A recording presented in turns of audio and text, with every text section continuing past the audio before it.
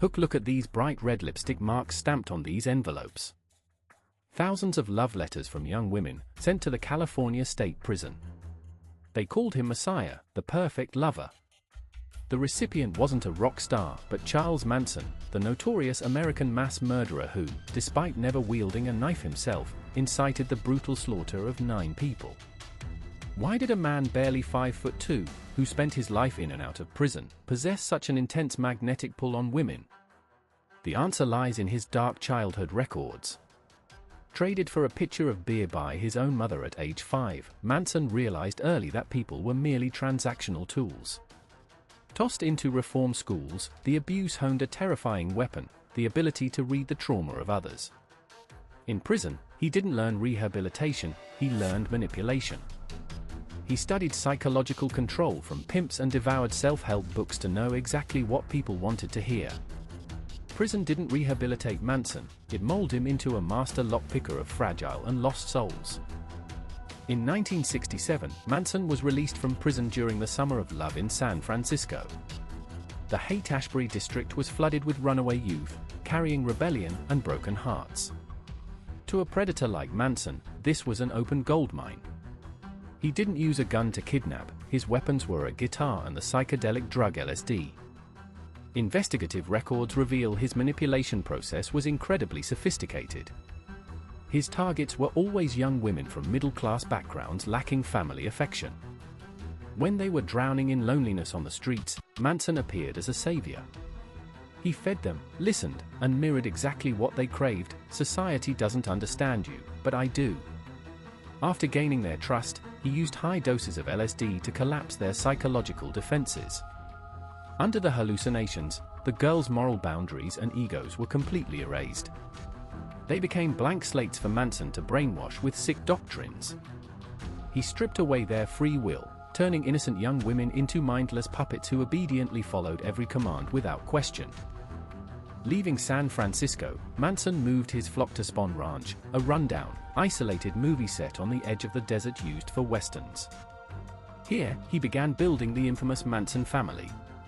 Through an investigative lens, this wasn't just a typical cult, but a perfectly closed psychological matrix, a brutal prison without bars. He completely isolated his followers from the outside world. No clocks, no calendars, no newspapers, no concept of time. Manson controlled every aspect of life, what they ate, who they slept with, and what they were allowed to think. Terrifyingly, he weaponized sex as the ultimate tool of power. He forced the girls to service other men on his orders to sever all personal emotional attachments, ensuring absolute loyalty was directed solely at Charlie. At night, he held chilling sermons around the fire, a twisted blend of the Bible, Eastern philosophy, and Beatles lyrics. He proclaimed himself the reincarnation of Jesus Christ. By continuously brainwashing and inverting all moral values, turning evil into good, and murder into spiritual liberation, Manson molded cold-blooded killing machines. However, Manson's true ambition wasn't to be a desert cult leader. He craved the glamour of Hollywood. He wanted to be a rock star greater than the Beatles. Through connections, Manson reached music producer Terry Melcher, son of star Doris Day. He harbored immense hopes that his musical talent would be recognized. But when Terry Melcher visited Spahn Ranch for an audition and bluntly refused to sign him, Manson's megalomaniac ego shattered. Psychological profiles indicate this rejection wasn't merely a professional failure. For a severe narcissist like Manson, it was the ultimate humiliation. A deep-seated hatred for the Hollywood elite began to sprout. He realized he would never enter that high society through talent. The door to fame had violently slammed shut.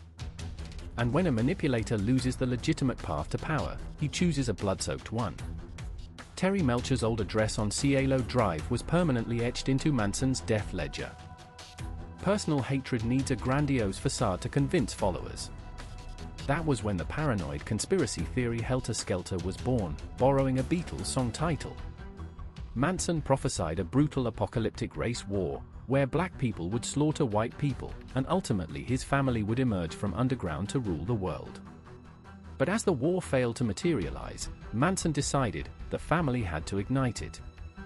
he ordered his most loyal disciples to carry out savage massacres at the home of actress Sharon Tate and the LaBianca couple. They wrote slogans with the victims' blood on the walls to frame the Black Power movement. The true motive? A cowardly revenge targeting the elite who rejected him, perfectly disguised as a holy war. Manson never swung a knife himself, he just sat at the ranch, smiling as he pulled the strings of his brainwashed puppets. His crimes exposed a chilling truth: the most dangerous weapon of mass destruction isn't a gun, but a mind that knows how to distort human belief. In 1969, the Manson family committed some of the bloodiest crimes in America, the Tate-LaBianca murders. But the most terrifying aspect wasn't the sheer brutality of the crimes, but the fact that Charles Manson never killed anyone with his own hands. He used young girls, once normal, obedient teenagers, turning them into soulless killing machines. Why did they do it? From an investigative reporter's perspective, I realized Manson had perfected the art of brainwashing in a profoundly ruthless way. He stripped them of their ego, isolated them from their families and society, and reshaped their reality with hallucinogenic drugs and sick, manipulative preaching. Girls like Susan Atkins and Patricia Krenwinkel wielded knives and stabbed strangers without a hint of hesitation or pity, because in their delusional minds, they weren't committing a crime. They believed they were executing a divine order from their Messiah, paving the way for an apocalyptic race war called Helter Skelter. Toxic devotion had completely erased their conscience and humanity. Manson clearly understood a dark truth: the most dangerous weapon isn't a gun or a dagger, but a female mind that has been completely broken, isolated, and controlled by the very man they worship. When this bloody case went to trial, the courtroom didn't resemble a place of justice, it morphed into a grotesque circus where Charles Manson acted as the grand director. He carved a bloody X into his forehead to send an arrogant message, declaring he had been cast out and rejected by society. Immediately, like obedient sheep, his girls did the exact same thing. When he shaved his head, they willingly shaved theirs without needing to be told. The most chilling sight was when they sat singing, laughing, and holding hands outside the courthouse, completely ignoring the reality that they were facing the death penalty for brutal murderers. In their eyes, there was no remorse, no tears of apology, only the blazing light of blind devotion to the handcuff man. How could a villain maintain absolute power even as his bloody empire crumbled? That is the terrifying power of a cult. Manson turned the trial into a stage to prove a point. The law could imprison his physical body, but the souls of these women belonged to him forever. They would rather step up to the gallows than betray their God. A life sentence in the most secure prison seemingly failed to extinguish Charles Manson's demonic influence. On the contrary, the prison bars acted like a launch pad, amplifying his dark aura as a martyr in the eyes of his followers. His invisible power still reached far into the free world through his remaining fanatics. The climax of this manipulation occurred in 1975 when Squeaky Fromm, one of Manson's most loyal and obedient disciples, pointed a gun in an assassination attempt on President Gerald Ford. Her motive was utterly insane: to draw media attention and demand a retrial for her leader. This shocking event made the public gasp at the terrifying power of his manipulation. A young woman was willing to assassinate the commander-in-chief of the world's greatest superpower, risking her life and freedom, just for a murderer behind bars. From a criminal investigation perspective, this is the clearest proof that Manson's venom of manipulation had seeped incurably into their subconscious. Even when separated by geography, no longer controlled by drugs or direct threats, they willingly acted as the extended arm for his crimes. That devotion had transcended all ordinary limits of human reason. One of the most haunting and infuriating questions throughout my review of this entire dark dossier is, why did so many women continue to be infatuated with Charles Manson even after his demonic face was exposed to the whole world? Thousands of love letters from women who had never even met him once continued to flood into Corcoran State Prison every year. In criminal psychology, this phenomenon is known as hybristophilia, a syndrome of sexual arousal and attraction to dangerous killers. To these women, Manson wasn't a cold-blooded monster, he appeared as a lost boy with a wounded soul needing a protective embrace, or an intensely powerful and dangerous alpha male symbol. The pinnacle of this madness took place in 2014. By then, Manson was 80 years old, withered and gaunt, yet he announced his engagement to a 26-year-old woman calling herself Star. Although the truth later emerged that her sole motive was to profit from his corpse, the event reflected a bitter reality. Manson's cruelty was always a deadly magnet attracting psychological aberrations.